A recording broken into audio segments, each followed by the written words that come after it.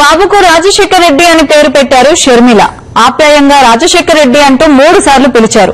చిన్నారిని కొంచెం సేపు ఎత్తుకున్నారు. వృద్ధులు కూడా ఎండను సైతం లెక్క చేయకుండా షర్మిల పాదయాత్రలో పాల్గొంటున్నారు.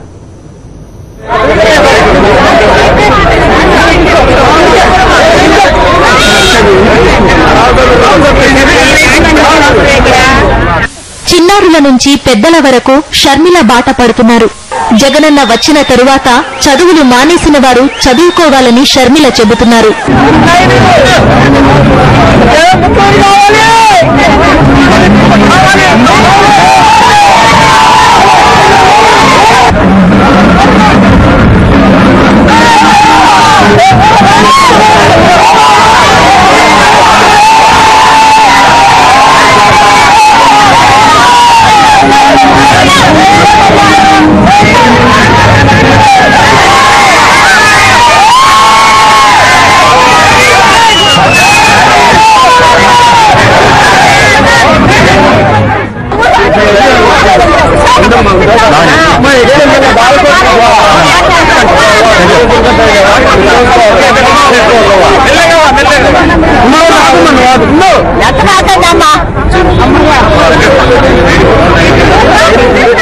మట్టి రోడ్లు, పొలాల వెంట షర్మిల పాదయాత్ర సాగింది.